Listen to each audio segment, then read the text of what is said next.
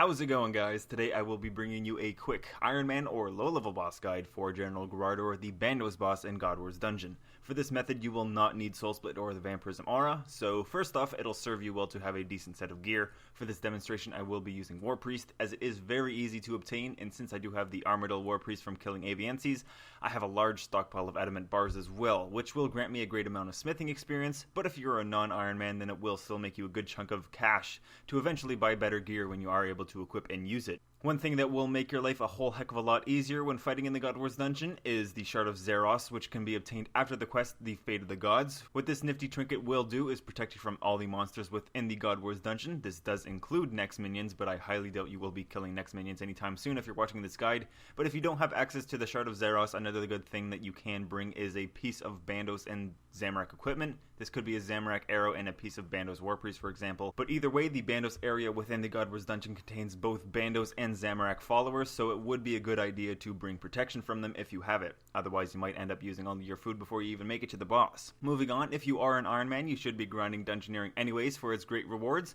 but I would highly recommend a tier 80 weapon at least. So in my case, I will be using a Chaotic Staff, but you could use a tier 70 weapon if that's all you own. However, like I said, you'll probably really want to bring a tier 80 weapon, but that's not to say you can't do it with a lower tier weapon. The only thing is that your accuracy will be affected quite a bit. But as for prayers, you should always make sure to have Protect from item active because you never know when things could go wrong. Also, you should be using your best offensive prayer. For me, this is the level 70 offensive prayer unlocked from completing the Knight's Wave training ground after completion of the quest King's Ransom.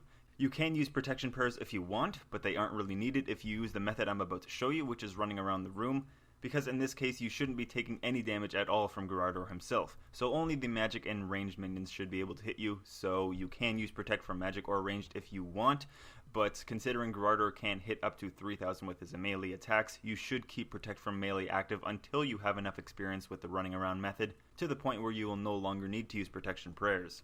But right before you enter the boss room, what you're going to want to do is make sure that Graardor is far away from the entrance, because we don't want him hitting you as soon as you enter the room, otherwise you can just protect from melee and enter.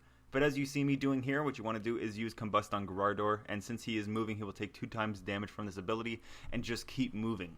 Try and keep to the walls as much as possible, this way you will have more space to work with when running around from corner to corner, and there is more of a gap between you and Graardor. One thing to keep in mind is if you are using ability queuing, your character will stop to use an ability whenever you trigger a queue, which is a big mistake when the goal here is to run around and stay out of Graardor's attack range as much as we can. So either turn off ability queuing or make sure you're only using abilities when your rotation cooldown is finished. So the idea is to use an ability, then run, and then use another ability, run, and try to do this as fluidly as possible. So as soon as you trigger an ability, you want to click into a corner and run there. You might want to click a few times just to make sure your character does actually run there so Graardor doesn't catch up. But try not to constantly click over and over because carpal tunnel is a very bad thing and no one should have to suffer from that.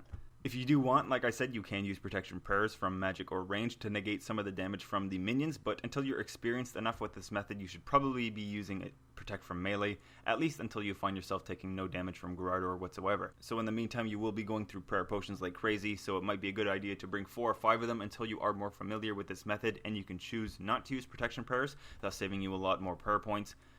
But anyways, that's basically all there is to know about fighting Graardor. Just make sure you do use the Combust ability as much as you can, because Graardor will take 2 times damage from it since he is moving. Also, the Dragon Breath and Chain abilities will work wonders for whittling down the minion's HP while you are working on Graardor.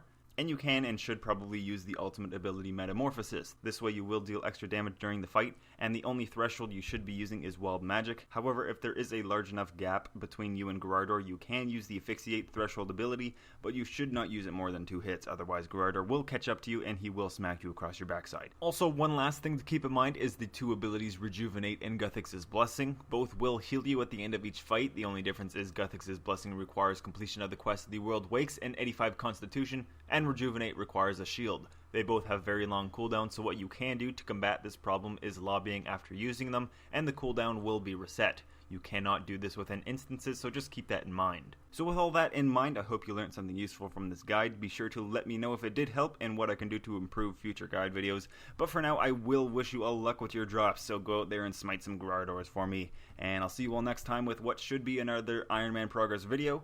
So until then, take care everyone.